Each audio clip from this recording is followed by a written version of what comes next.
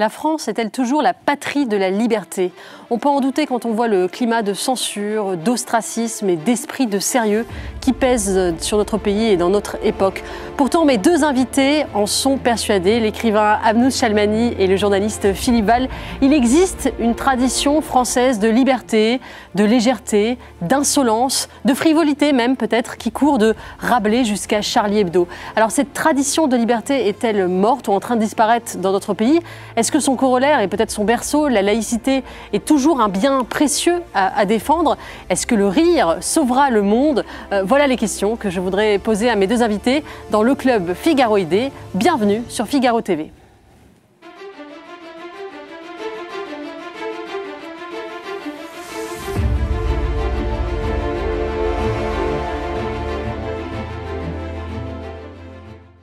Bonsoir à tous les deux, merci. Bonsoir Eugénie. Merci d'avoir accepté cette invitation.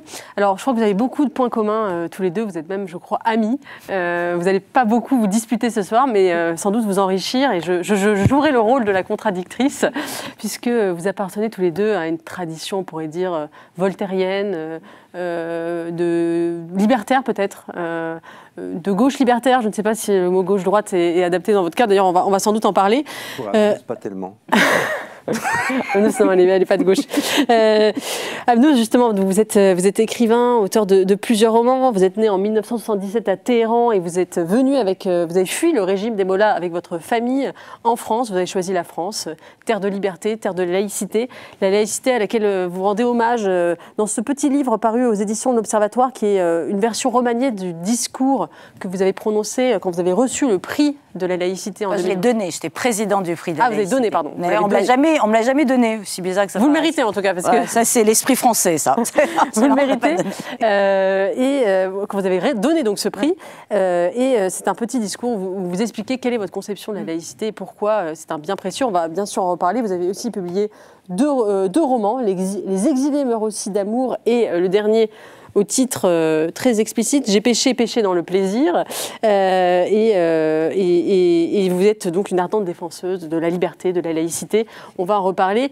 Philippe Val, vous avez été directeur de Charlie Hebdo et de France Inter, ce qui vous place plutôt à gauche de l'échiquier politique, mais vous êtes d'une gauche laïque et républicaine, libertaire, et vous publiez ce livre, Rire, un livre aussi que je recommande particulièrement, que j'ai beaucoup apprécié, où vous exposez vos goûts, vos passions pour la musique, pour l'humour, et d'ailleurs la manière dont l'humour, selon vous, a changé. On va bien sûr en parler. Alors, je voudrais commencer ce débat en abordant la question de la liberté, puisque, Amnous, vous écrivez dans ce petit livre que vos parents ont fait le choix de la France parce qu'ils ont voulu choisir la liberté. Vous dites, je vous cite, « La France, ce pays où il était moins grave d'avoir faim, car on y était assuré de trouver la liberté totale. La liberté sonnait alors comme une victoire. » Et vous dites, quelle différence avec notre présent? Et je voulais vous demander pourquoi ce choix de la France comme patrie de la liberté et pas, par exemple, on pourrait se dire les États-Unis, qui sont aussi un pays où la valeur de la liberté a beaucoup de prix. Pourquoi la France spécifiquement? La différence, c'est joué. C'est Victor Hugo qui a fait la différence. C'était la grande phrase « Mon père est un taiseux », mais de temps en temps, il y a des grandes phrases comme ça qui restent, et c'était sa grande phrase « Tant qu'à être dans la merde, autant l'être au pays de Victor Hugo ». Et c'est vrai. Et c'est vrai que c'est lui, amoureux de la littérature française, qui était extrêmement bien traduit en Iran, lui amoureux de la figure de Victor Hugo, qui lui n'était pas communiste, au contraire de toute ma famille, qui se considérait comme un démocrate.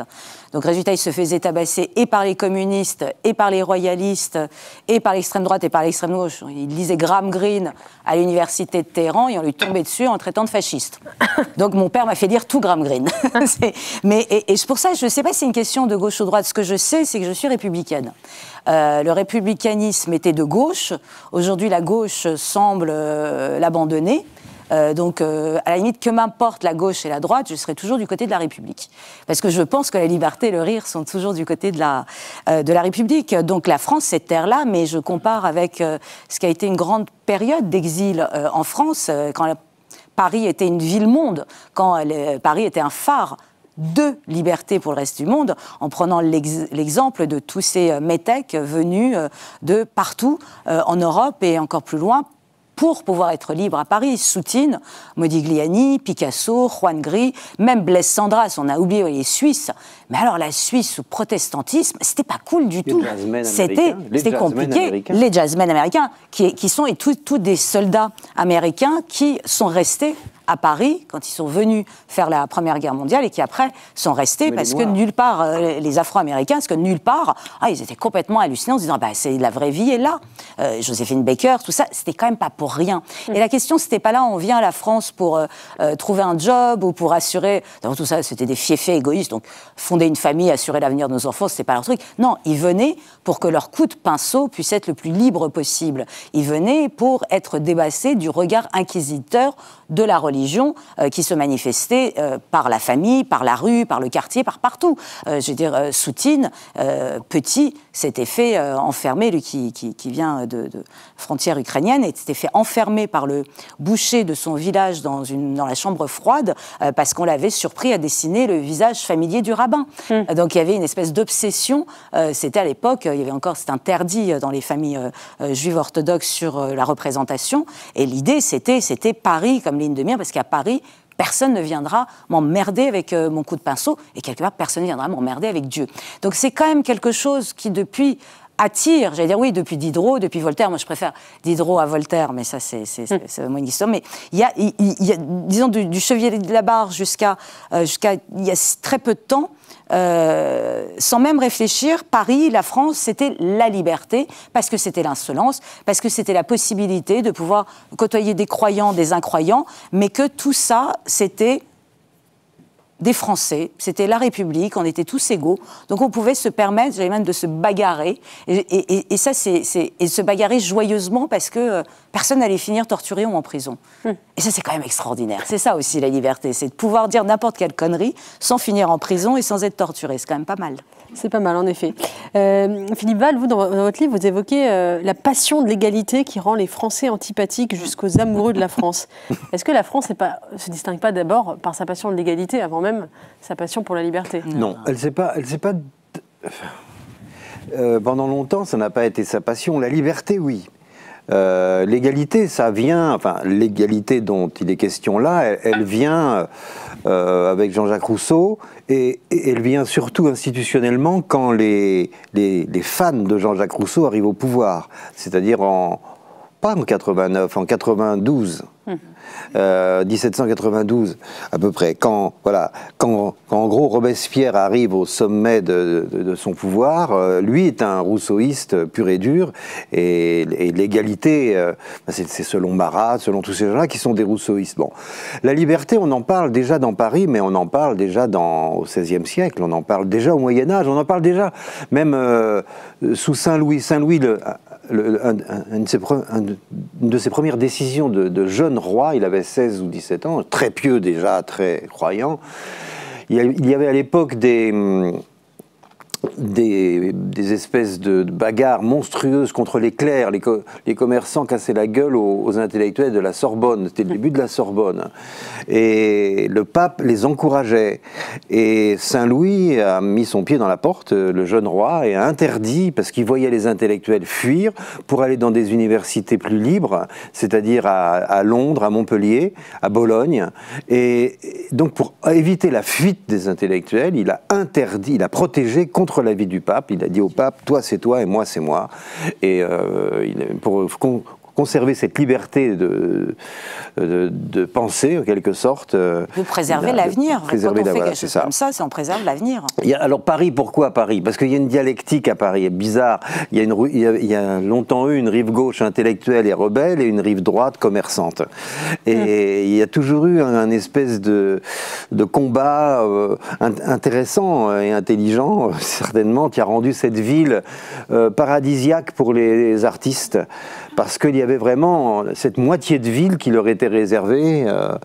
Montaigne en parle, tout le monde en parle de cette ville. Elle a un génie, il y a un génie de la liberté sans doute à Paris, qui par moments qui ne fonctionne pas du tout, hein, mais à d'autres oui. Et ça fonctionne pas pour le Chevalier de la Barre, mais c'était un régime vieillissant. voilà. Qui avait peur. Donc, cette passion de l'égalité, elle est quand même bien présente et bien ancrée dans notre mentalité. Elle est dans les même passion du privilège, on pourrait dire. Elle est dans les gènes, oui. Elle est dans les... C'est-à-dire que la nuit du 4 août, Amal est partie en arborescence et il y a quelques chiens dents par-ci par-là. Parce que c'est à la fois très noble et très beau cette nuit du 4 août. Mais ça a des conséquences épouvantables. Parce que c'est vrai que c'est une passion terrorisante. L'égalité sans la fraternité et sans la liberté, l'égalité est une tyrannie, évidemment. Est une tyrannie au nom de laquelle on peut commettre tous les crimes. Et à partir du moment où on les commet, on a la nostalgie de ne plus pouvoir en commettre. Et on a toujours la nostalgie de cette barbarie. On le voit là, même sous des choses qui ont l'air plus anodines. Mais là, actuellement, il va y avoir les Jeux Olympiques. C'est un emmerdement maximum pour tout le monde. Bon, mais on voit que les corporations, les SNCF, etc., réclament, mettent le couteau sous la gorge de l'État pour réclamer, au nom de l'égalité, l'égalité dans le privilège. Égalité dans le privilège, exactement. Et je voudrais qu'on parle d'une liberté qui aujourd'hui connaît des difficultés, c'est la liberté d'expression. Et à la fois, on est dans un monde où on a l'impression que la liberté d'expression explose, notamment sur les réseaux sociaux, et en même temps qu'elle se réduit, puisque chacun peut s'exprimer, mais en même temps, c'est la prime à l'offense perpétuelle. Vous, Philippe Val, vous êtes souvent la proie, notamment sur les réseaux sociaux, de menaces, on veut vous empêcher de parler, vous avez été l'objet de plusieurs plaintes, notamment sur vos propos sur l'islam. Est-ce que vous avez l'impression qu'aujourd'hui, la liberté d'expression est un véritable danger dans notre pays, notamment à cause de l'existence de ces réseaux sociaux? Oui. Il y a un véritable danger parce que les gens ont peur et cette peur modifie complètement le discours public. Et le discours public perd de sa sincérité du coup. Et c'est un énorme problème. Et alors on voit un renversement de situation qui devrait nous alerter, qui devrait nous paniquer. C'est que pendant des siècles et des siècles, il a fallu courageusement pour beaucoup de grands esprits, des femmes, des hommes, lutter contre la censure, contre la limite trop étroite que l'on mettait à la liberté de penser et à la liberté d'expression. Et parce que l'État, la religion, l'Église et l'État posaient des limites extrêmement brutales, jusqu'à museler toute une société comme en Espagne sous l'Inquisition. Enfin bref, on a vécu vraiment des moments, l'humanité a vécu des moments affreux où le pouvoir empêchait. Et aujourd'hui, depuis, par exemple, en France, depuis 1881, les lois sur la presse, nous vivons dans une démocratie. C'est ce qui signe la démocratie. C'est des lois sur la presse. Et il a fallu, entre la Révolution française et la démocratie, il a fallu un siècle pratiquement. Et ces lois sur la presse, elles garantissent une liberté d'expression, une liberté de pensée, qui n'a connu que la parenthèse de Vichy. Mais sinon, on fait ce qu'on veut. Moi, je l'ai expérimenté, j'ai fait un journal satirique, on fait ce qu'on veut. Alors après, s'il y a des gens qui sont offensifs, on fait des procès, on va au tribunal, mais l'État n'intervient pas. Et l'État protège, si vous voulez. On est dans une société où la loi protège. C'est incroyable. La liberté d'expression, elle est plus menacée par en haut, elle est menacée par en bas. C'est une honte populaire, la liberté. C'est une honte populaire. C'est-à-dire qu'aujourd'hui, on a peur de la meute. Que la meute, qui est divisée en identités diverses, empêche les gens par la menace, par la peur. Alors, évidemment, il y a les attentats terroristes qui ont fait que les gens font très attention à ce qu'ils disent, les menaces de mort, les assassinats de profs. C'est que vous-même, vous êtes sous protection, je suis sous protection policière pour les propos que vous avez tenus. Bien sûr. Il faut quand même le rappeler parce que c'est... Depuis 20 ans. Et donc, c'est quand même hallucinant que dans une société qui dit aux gens, vous êtes responsables, c'est merveilleux de dire ça, vous êtes responsable de ce que vous dites et de ce que vous pensez, c'est à vos risques et périls, mais allez-y. Sauf que c'est dans la population que se trouvent des zones ethniques, religieuses ou même sexuelles qui font que on peut plus dire ceci, on peut plus dire cela, mais c'est du délire. Enfin, c'est. Avnou Chami, ça vous est arrivé aussi d'être la proie des réseaux sociaux? Est-ce que vous... Moi, je suis pas. Moi, j'ai fait un choix assez simple. Je ne suis pas sur les réseaux sociaux. c'est que je suis admiratif de ceux qui sont et qui acceptent de se prendre des torrents de boue et d'insultes. Moi, j'ai beaucoup de défauts, mais je ne suis pas masochiste. Donc j'évite, et ça m'excite pas du tout. Vous avez arrêté ou vous êtes jamais... Non, j'ai jamais été sur X, Twitter, tous ces trucs-là. C'est-à-dire que, moi, je me suis beaucoup passionnée pour le 18e et le 19e siècle. Et le 19e siècle, c'est quand même le siècle de la presse. C'est que c'est vrai qu'ayant passé beaucoup de temps le nez dans les quotidiens, la presse de l'époque, en France, et même un peu en Grande-Bretagne, j'étais fascinée par le nombre de titres, par le fait que les gens le lisaient. Énormément. C'était l'équivalent des réseaux sociaux. Et quand... Je dis, il y avait tout. Il y avait la calomnie aussi. Il y avait la calomnie, il y avait à boire, à manger, tout ça se finissait en duel. À la limite, c'était d'une efficacité redoutable. Mais vous aviez, à côté d'un papier très sérieux qui débattait de politique, vous aviez des pages de calomnie et tout ça merveilleusement troussé. C'était brillantissime d'un point de vue littéraire. L'insulte et l'art de l'insulte était extraordinaire. Donc ça se provoquait en duel. Donc je ne sais pas. Ce que je vois avec les réseaux sociaux, c'est l'avantage du côté de la vitesse de Paul Virilio, c'est la rapidité. La rapidité avec laquelle la meute s'abat sur la proie désignée, soudain, c'est vraiment la curée, et là ça se précipite. Et ce qui est le plus grave, c'est que ça, à la limite, j'allais dire, ça a beaucoup existé, maintenant ça c'est amplifié, ça va de plus en plus vite, c'est la réaction, j'allais dire, des décisionnaires. C'est la réaction des politiques, c'est la réaction de ceux qui, justement, devraient, j'allais dire, mettre un coup de pied sur la table et dire maintenant ça suffit les conneries. C'est là, la liberté d'expression est fondamentale. C'est ça qui fait, parce qu'on ne peut pas d'un côté se gargariser de vivre dans des démocraties libérales et de l'autre côté dire non, la liberté d'expression, d'accord, mais offenser, c'est mal. C'est mal. Le téléphone, c'est mal. Très, très mal aussi.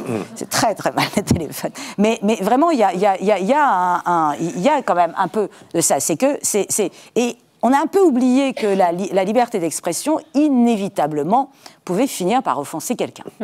Donc, et c'est normal. Et en fait, moi j'aime bien, je suis la première à me foutre de moi-même et j'aime vraiment beaucoup rire. Donc, j'essaye de me mettre de qu'est-ce que ça doit être quand on vit mal tout. Je trouve que c'est vraiment une vie de merde. Vraiment, non mais je le dis parce qu'on est tous risibles. Et c'est ça qui est merveilleux, même dans nos faiblesses, et c'est ça qui est drôle. On va parler. Donc, non, mais vraiment, je trouve ça important. Donc, je pense que les réseaux sociaux ont accentué et qu'on laisse faire. Et je crois que c'est ce climat de peur. C'est qu'on est là, mais non, mais tout va bien, je suis terrasse après les attentats du 13 novembre 2015, et tout le monde était terrasse, et on pensait que c'était suffisant, et que c'est comme ça qu'on jugulait la peur, parce qu'il fallait voir quand même l'atmosphère. Hein. Il y avait une forme de micro-courage à aller se mettre en terrasse, il y avait quelque chose, et de pathétique et de beau dans l'idée de se dire le lendemain je vais mettre en terrasse, mais je pense que ça n'a pas empêché une peur sourde de s'installer et une espèce d'idée que je trouve toujours dangereuse de compromis avec la radicalité.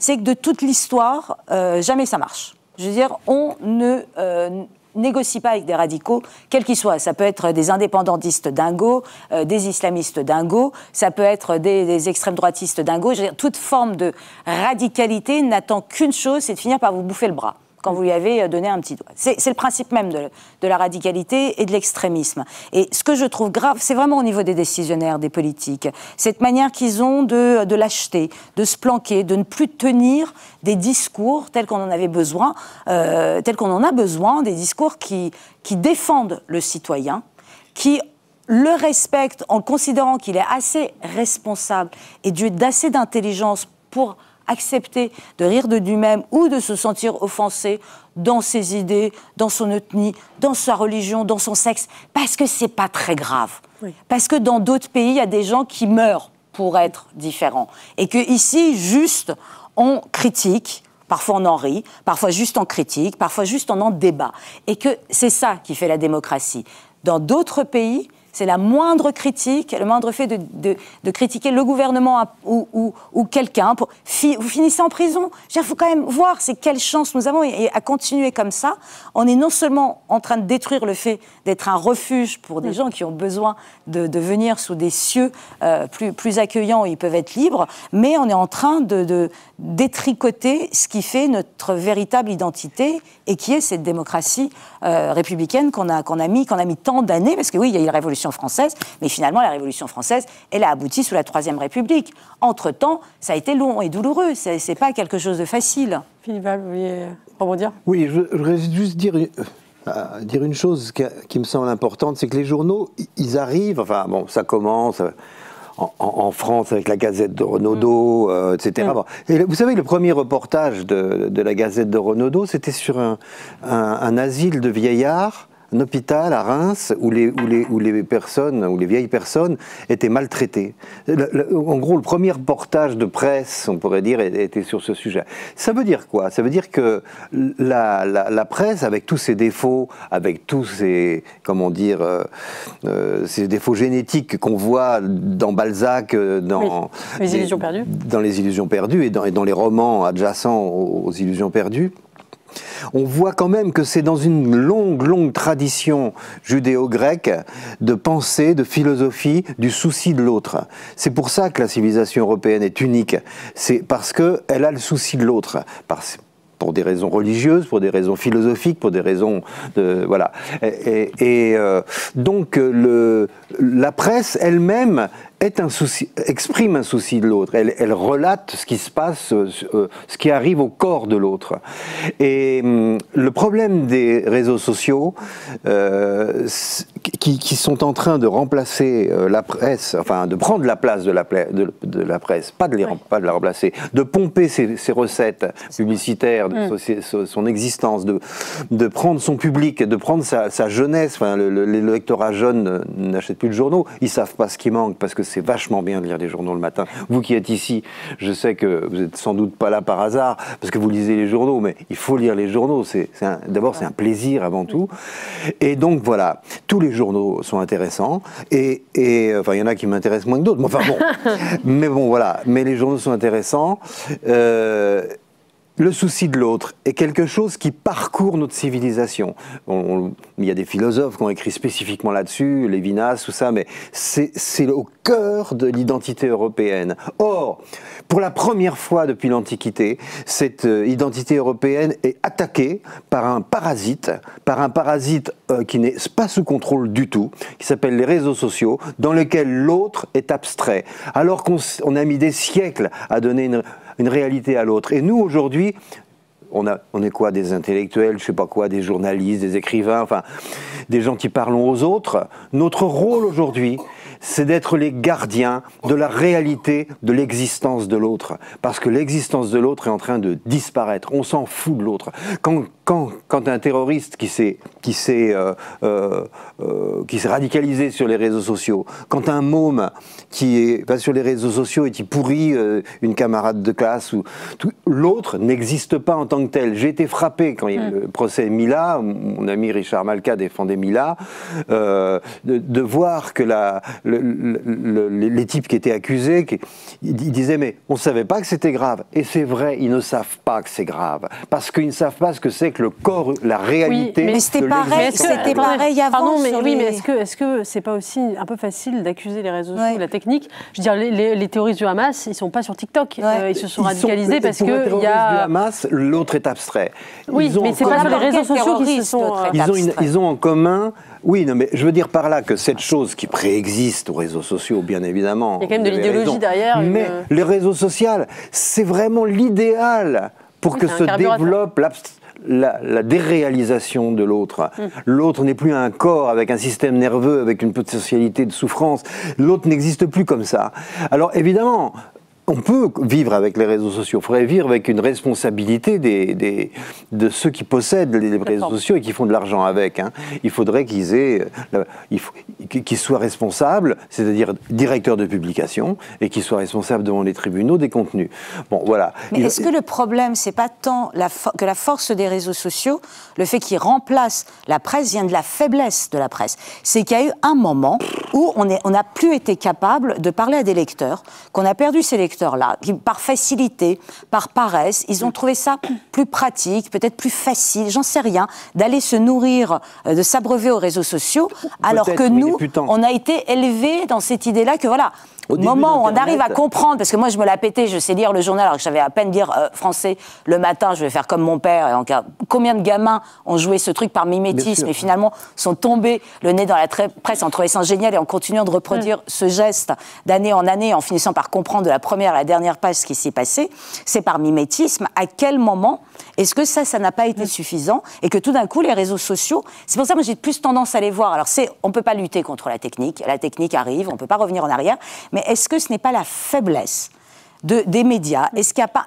Où est-ce qu'on a... Moi je suis toujours... Alors, je ne sais pas, c'est mon côté. J'ai toujours du point de vue de commencer par se poser la question, où est-ce que nous avons merdé pour permettre ça. Enfin... Parce qu'en plus, sur les réseaux sociaux, c'est la facilité, c'est la crétinerie quand même en place. C'est une puissance. C'est une puissance ça permet crétine. aussi, sur les réseaux sociaux, qui permettent aussi aux femmes iraniennes de aussi, protester, et les Taïwanais, mobiliser. Et les Hongkongais. Ça permet aussi à certains de se révolter. La nécessité, puisque c'est un moyen d'information, qu'il y ait des directeurs de publication responsables des contenus. Vaste combat, mais sans doute. Je le soutiens. Évidemment, en quoi la presse est-elle coupable? Je me souviens d'avoir participé aux États généraux de la presse mondiale en Suède il y a quelques années, et on m'avait demandé de faire 2-3 conférences, et au début, les sites internet des journaux commençaient. On commençait à faire les sites internet des journaux. Et j'avais essayé d'attirer l'attention de mes confrères en leur disant: il va y avoir des tas de choses gratuites. Comment on va faire pour faire payer les gens des choses qu'on trouve gratuitement sur Internet? Et je disais, moi, le seul moyen, c'est de monter en niveau, parce que l'intelligence, le travail d'analyse, le travail intellectuel ne peut pas se donner gratuitement. Les faits, les conneries, les rumeurs, les machins, tout ça c'est gratos. Mais le travail construit d'analyse, de recoupement d'informations, de monter en niveau, ça va être les journaux vont être réservés aux intellectuels. C'est pas grave. De toute façon, il y en aura toujours assez pour faire vivre la presse. Je l'espère. En tout cas, c'est ce qu'on essaie de faire au Figaro, mais oui, mais c'est ce qu'a fait le Figaro. Oui. Je voudrais qu'on parle un peu de la laïcité, parce que vous êtes tous les deux des fervents défenseurs de la laïcité. Abdou Chalmani, est-ce que la laïcité, pour vous, c'est pas l'autre nom de la liberté? Pourquoi vous voulez utiliser ce mot laïcité? Est-ce que ce que vous voulez dire, finalement, c'est pas liberté? Ah si, je dis toujours que sans la laïcité, c'est la fille aînée de la liberté. Ça va ensemble. C'est que ça a été pensé ensemble, c'est fondamental. J'aime beaucoup le mot de Jaurès. Jaurès disait: la laïcité, c'est la fin du réprouvé. Et je trouve qu'il y a et Robert Badinter l'a repris, cette idée que je trouve extraordinaire, qui est unique, qui est révolutionnaire, qui est puissante et qui est pour ça encore moderne et encore d'actualité. Et c'est vraiment, toi, quel que soit ton sexe, ton origine sociale, ton ethnie, ta religion, tu es mon frère ou ma sœur en humanité. Moi ça, à chaque fois que je le dis, ça me colle des frissons. C'est ça la fin du réprouvé. C'est la promesse républicaine qui est tenue. C'est que tout d'un coup, c'est ça qui est extraordinaire, c'est que je dis souvent que si au moment du bateau Lavoir, au début en 1905, quand tous ces artistes sont venus du monde entier et se retrouvaient dans ce lieu qui est mythique, il y avait l'électricité fonctionnait un jour sur deux, il n'y avait pas d'eau courante, c'était un endroit, il y avait des souris. J'ai peur des souris, j'ai peur des serpents, j'ai peur des souris. Donc d'imaginer des souris se tramant partout me panique totalement. Mais si on est allé les voir en leur disant OK, laïcité. Les types, vous avez regardé, genre ils ne savaient même pas épeler laïcité. C'était pas la question, ils vivaient dedans et ils étaient là parce que la laïcité. Donc c'est quelque chose qui a permis ça. La laïcité, c'est quelque chose qui a commencé, moi je pense qu'avant même que ce mot existe et qui devienne loi, c'est que pour moi ça a commencé à exister parce que c'est l'une des autres grandes passions de ma vie, c'est le siècle libertin. Ça a commencé à exister dans la satire, ça a commencé à exister dans la caricature, ça a commencé à exister à ce moment, mais magique et unique, qui est si français, et c'est une des raisons pour lesquelles j'aime tellement ce pays et son esprit, quand en plein milieu de ce pouvoir absolu, qui était le pouvoir royal, qui tenait avec une église qui était plus une église de pouvoir qu'une église de spirituelle, et qui se tenait main dans la main à coups d'interdit de toi tu restes à ta place, tu es ta naissance, tu ne bouges pas. Qu'au milieu de ça a commencé à circuler, évidemment au début dans l'aristocratie, des livres satiriques qui, prenant comme personnages des grands, des juges, des évêques, des proches, voire le roi et sa maîtresse, j'allais dire, les mettaient à poil, se foutaient d'eux et et montrer l'envers des interdits auxquels eux ne se soumettaient pas. Et petit à petit, jusqu'à Louis XV, qui refuse de communier à la Pâque 1739, qui est la véritable date, c'est la Révolution française, commence. Oui, mais il refuse. À ce moment-là. Pardon, mais il refuse parce que aussi, il prend suffisamment la religion au sérieux pour dire qu'il ne veut pas être hypocrite. Parce qu'il est dans le péché. Il dit ça, mais le jour... Oui, mais en faisant ça, il désacralise. C'est-à-dire ça n'a pas du tout été audible, parce que c'est exactement à partir de cette date que les libelles commencent à recouvrir la France, et ce qui était encore, j'allais dire, une lecture d'élite, une lecture de la grande bourgeoisie, ou une lecture de l'aristocratie, qui était la littérature libertine, ce qu'on appelait les contes philosophiques à l'époque, commence à se répandre à travers les saltimbanques au fin fond de la France. Et là, ça marche. Et c'est à ce moment-là que l'idée qu'il n'y a pas de sacralité chez le roi ni dans l'Église, que l'idée de foutre sans procréer est possible, même pour le paysan au fin fond de sa campagne, cette désacralisation en marche, c'est le début quelque part de la laïcité. Le fait que le paysan, tout à coup, se sente légal. Du roi d'ailleurs, qui se permet de coucher avec une roturière. Alors quoi? Si lui se permet ça, ça veut dire que si on couche entre les classes, tout est permis, donc tout est possible. Donc c'est ça aussi, finalement, de venir à cette loi qui dit qui que tu sois, tu es français et tu as la même valeur que moi, c'est quand même quelque chose d'extraordinaire. Et c'est inévitablement non seulement lié à la liberté, mais je pense que c'est lié à l'irrévérence, à la possibilité de pouvoir montrer son cul au curé. Ça fait vraiment partie de cette idée-là. Et je crois qu'on ne mesure pas, c'est juste une histoire de gaudriole et tout, mais c'est beaucoup plus profond. C'est tout d'un coup l'homme qui doit se mesurer en tant qu'homme et plus du tout en tant que jouet d'un destin divin ou victime d'une décision royale qui le dépasse. C'est tout d'un coup, tu es homme et tu es choix. Et c'est ça que nous dit la laïcité. La laïcité, c'est l'aboutissement d'un très long processus qui aboutit en 1905 à la loi de 1905. Mais c'est un processus séculaire. Il y a toujours eu, déjà la France était ultramontaine, enfin bref, on connaît l'histoire de France et les relations compliquées des rois avec les papes, le conflit qu'il y avait entre le pouvoir spirituel et le pouvoir temporel. Et puis, je pense que les blagueurs, effectivement, le rire a eu une importance très grande pour décoller le pouvoir spirituel du pouvoir temporel. Et que le sacré, d'une façon de dire, non pas que le sacré est ridicule, mais que le sacré n'est sacré que pour les personnes qui considèrent que ça doit être sacré. Et ça considère les personnes qui croient dans la sacralité de la chose. Les autres ne peuvent pas y être condamnés à ça. Et voilà. Mais est-ce qu'une civilisation n'a pas besoin de sacré, tout de même, pour exister? C'est-à-dire une civilisation où il n'y a rien de sacré, finalement, c'est aussi l'air du vide. Et c'est un peu aussi ce qu'on vit depuis une quarantaine d'années, c'est-à-dire une civilisation où la liberté est totale, où plus rien n'est sacré, et c'est la dérision systématique. Si la France n'a pas commencé au XVIIIe siècle, si justement le libertinage a pu naître au XVIIIe siècle, c'est parce qu'il y avait une société de cour, qu'il y avait un État français qui est né de 800 ans d'histoire, fondé sur le catholicisme, sur le royalisme. Les cathédrales ne se sont pas construites d'un éclat de rire. Et pourquoi pas? Non, mais c'est quand même marrant que tout de suite, dès qu'on dit gargouilles qui rigolent. Non, mais dès qu'on dit, dès qu'on dit sacré, on y lit un esprit de sérieux et d'austérité. Mais qui a dit que le rire n'était pas fécond? Je veux dire, alors, il y a quand même des exemples extraordinaires dans l'art sacré même de peintres qui vont y mettre une petite virgule d'humour, et c'est justement pour ça que c'est intéressant. C'est notre regard qui va décrypter, qui va comprendre. Moi, je refuse. Alors moi, cet esprit, c'est un truc d'ayatollah, moi, ça m'exaspère. Et à chaque fois, c'est un truc qui me colle des boutons.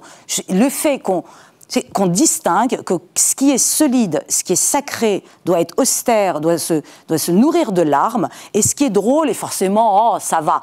Moi, je me souviens le choc que j'ai eu, c'était en 2014, le vice-premier ministre turc, qui très sérieusement tient une conférence et demande très solennellement aux femmes d'arrêter de rire. Parce que quand même, ce rire-là, des femmes, est très dérangeant. Et je me souviens, évidemment, j'éclate de rire. Je me dis, c'est bien, brave fille, t'as bien raison de rire. Mais je dis, c'est quand même extraordinaire. Mais je ne vois pas pourquoi. Est-ce qu'à un moment, je suis désolée, moi, quand Notre-Dame va bientôt pouvoir, moi j'ai une passion pour Notre-Dame, je trouve extraordinaire. Mais il y a des moments, quand je regarde Notre-Dame, je me dis, putain, quand on se dit, on va construire Notre-Dame, mais forcément, il y en a un qui a rigolé. qui a dit mais tu déconnes, on va jamais y arriver. Oui. Mais c'est immense, c'est immense. Je veux dire, je refuse. C'est que je suis persuadée que justement, même la sacralité naît dans un éclat de rire. C'est qu'il faut faire les choses sérieusement. Mais il faut surtout pas se prendre au sérieux, parce que le sérieux, c'est la tombe, quoi. On a assez le temps, on va tous y finir. On aura tout à fait le sérieux de se recouvrir de cendres et de nourrir de nos larmes. La sacralité qui ne sait pas cohabiter avec le rire qui la moque, elle est mal partie. Bah oui. Elle en a besoin. Oui. Et le rire aussi a besoin. Et le rire a besoin de la sacralité. Oui, mais évidemment. Complètement. Évidemment, ça va ensemble. Si plus rien n'est sacré, il est difficile d'être transgressif. Et qui aujourd'hui, par Tout à exemple, tout le monde n'a pas une vision métaphysique, pense que derrière le monde il y a des arrière-mondes, etc., etc. Tout le monde ne pense pas ça. Il y a des gens qui sont dont je fais partie d'ailleurs, pour qui derrière cette table il n'y a rien d'autre que cette table. Bon. Derrière cette table il n'y a rien, ça je vous confirme. Et donc voilà. Et il n'y a pas voilà. Et donc il n'y a pas l'archétype table platonicien, voilà. Mais néanmoins, il y a des choses qui pour moi sont sacrées. Dont je me vante pas, mais je les cache pas non plus. Si on me cuisine, je parle. Mais sous la torture, promis. Par exemple, il parle.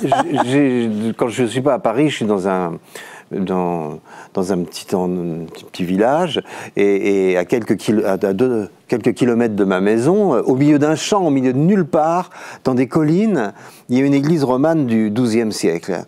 Et cette petite église romane est dans un endroit où si on vient là comme ça, on peut être au XIIe siècle. Il y a le grincement de la girouette, il y a des oiseaux qui devaient être là aussi au XIIe siècle, donc on est au XIIe. Il y a quelque chose il y a une paix, il y a un truc.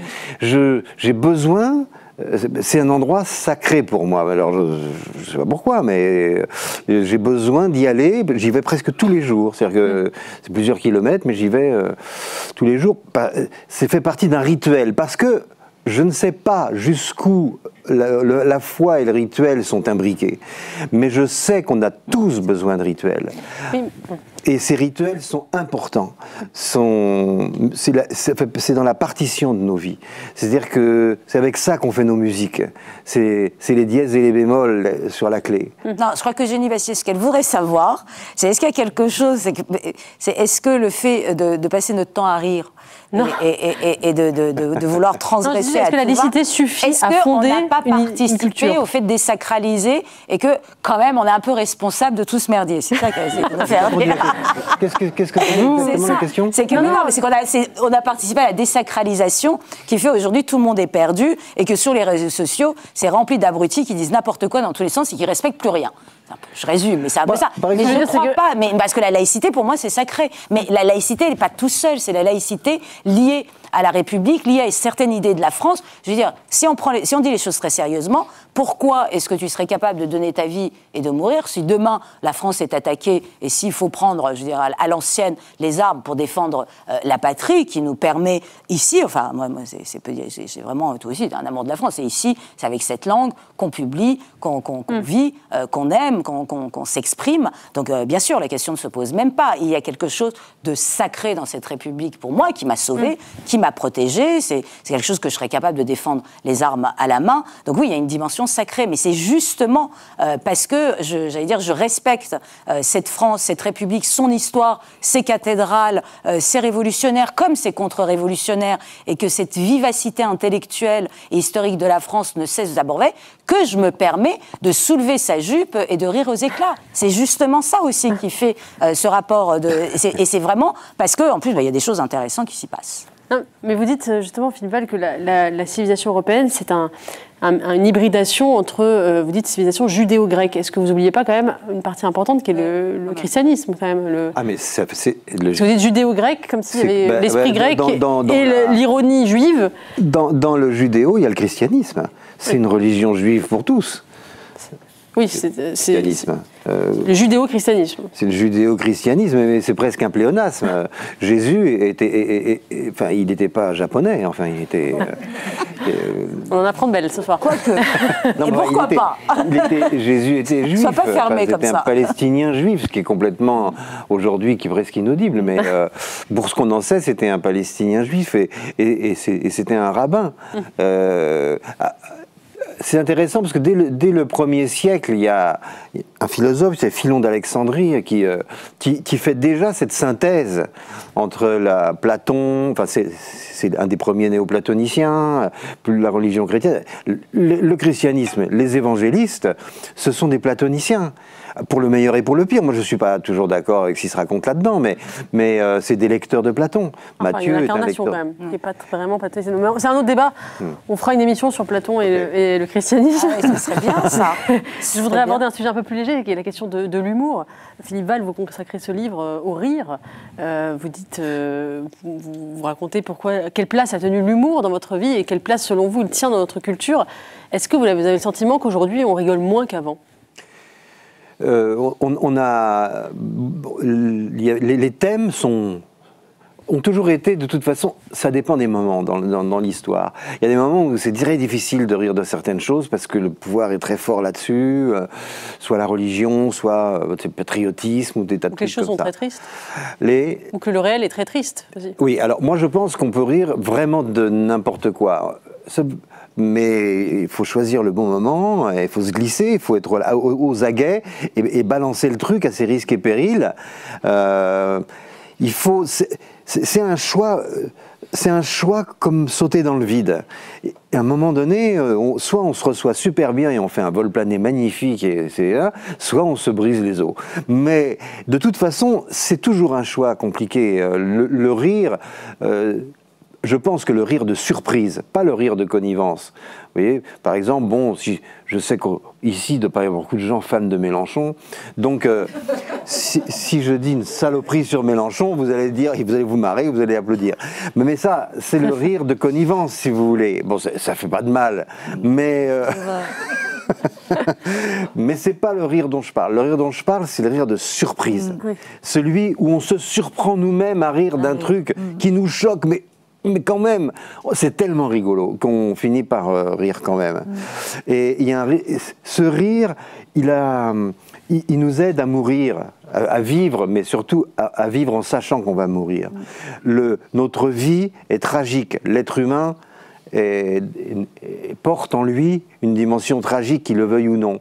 Et soit il est un pleurnichard et il s'ennuie et il emmerde le monde toute sa vie, soit il dépasse ce tragique, il sait travailler son tragique, et en quelque sorte ce destin tragique, et il est un bon convive, et il en reprend 2 fois quand on met un plat sur la table. Donc, il met de la bonne ambiance. Enfin, il y a une espèce de respect de l'autre. Je pense que quand on rit ensemble d'un rire de surprise, on peut difficilement se faire du mal après.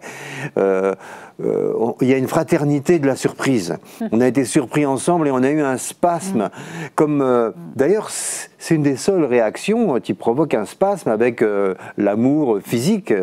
Et c'est quelque chose d'irrépressible.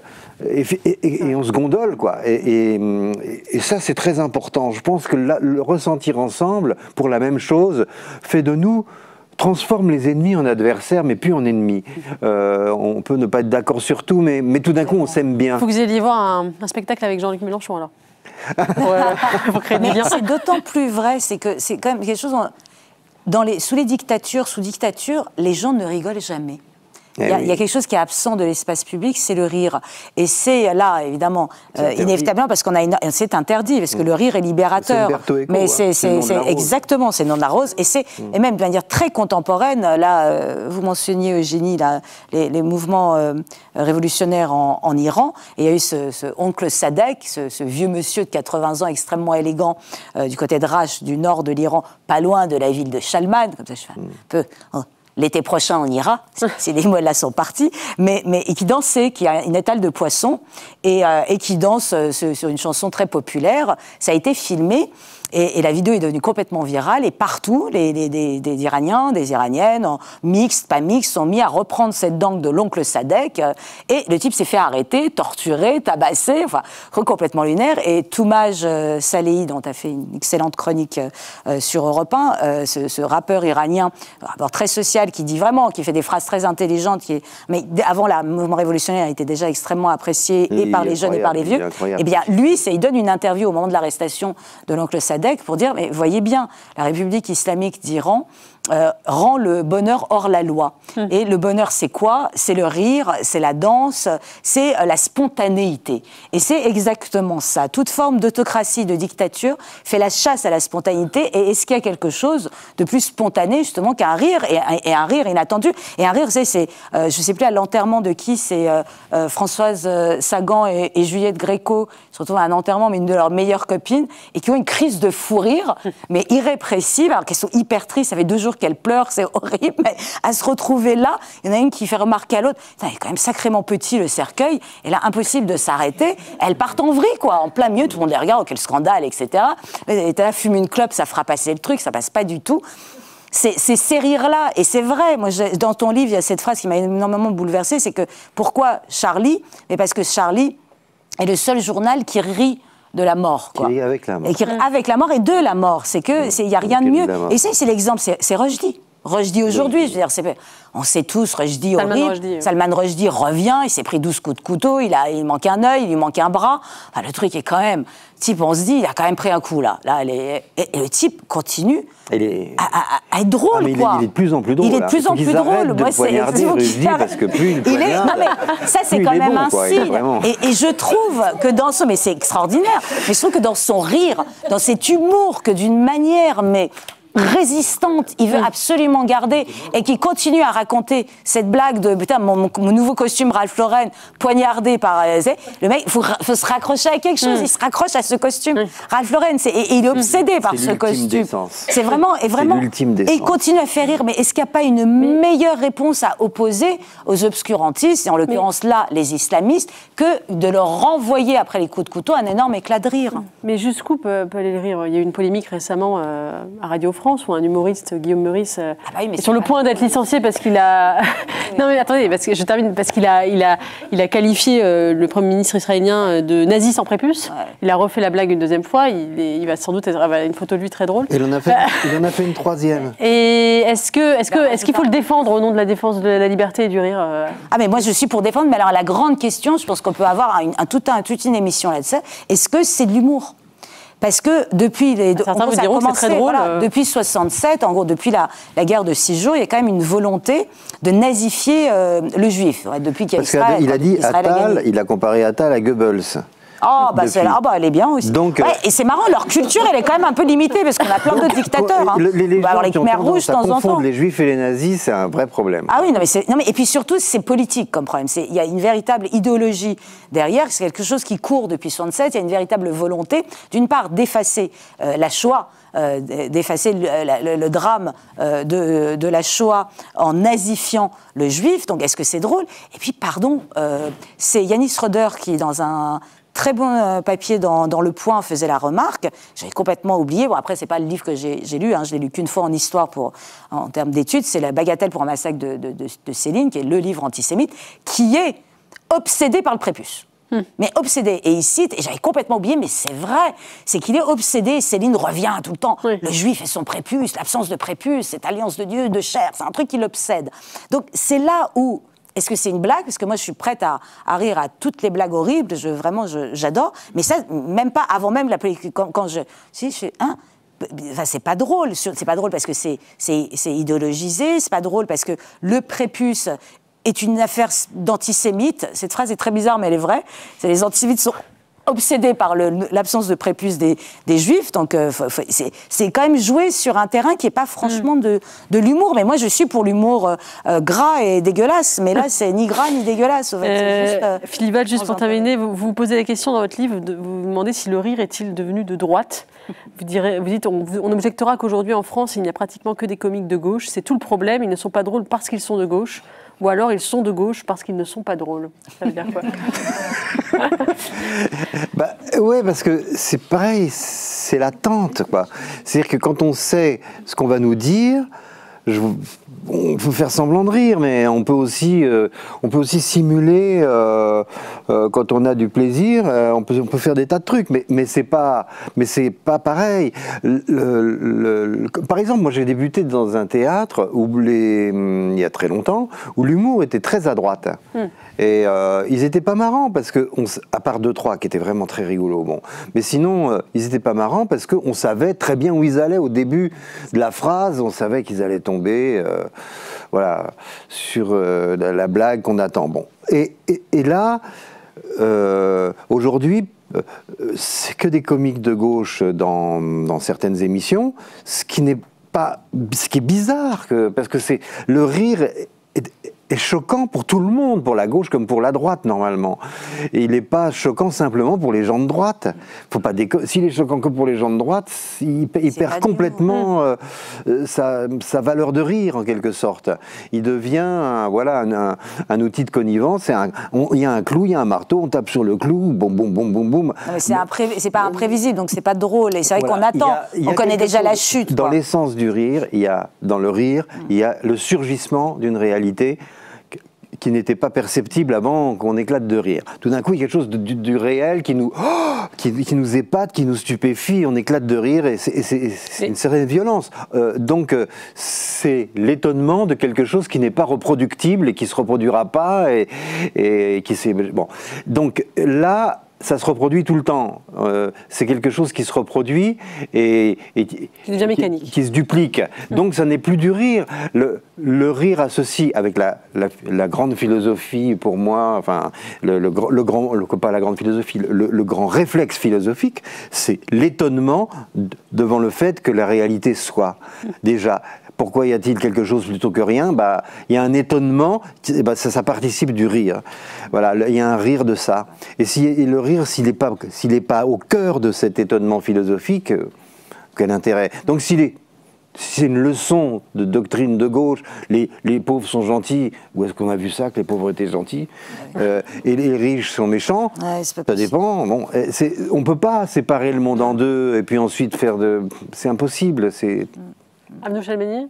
Oui, non, mais je sais pas si le rire, mais il y a eu ce livre, attention, j'ai cité un philosophe de gauche, Michael Fussell, qui a 1 an ou 2 ans avait sorti un essai pour dire mais depuis quand est-ce que le plaisir est passé à droite, et qui se plaignait du fait que la gauche avait abandonné la chair dans tous les sens, la table, le plaisir de manger, le plaisir de s'envoyer en l'air, le plaisir de rire, et qu'elle commençait à laisser tout ça, et il disait c'est tragique parce que normalement c'est la droite qui fait la gueule et la gauche qui se marre, et il constatait ce glissement qui se faisait. Donc, mais encore une fois, moi c'est toujours pareil, moi je suis toujours du côté du vrai rire qu'explique très bien Philippe, et de la vraie République. Donc si la gauche en veut plus, moi je suis preneuse. Hein. Écoutez, en tout cas, le Figaro était ravi de vous accueillir tous les deux ce soir. Ravi d'être là. Merci beaucoup pour cette belle conversation très vivante et pleine de joie. Je pense que c'est important aujourd'hui. Je vous souhaite à tous une excellente soirée. La semaine prochaine, ce sera Esprit Libre avec Alexandre Devecchio.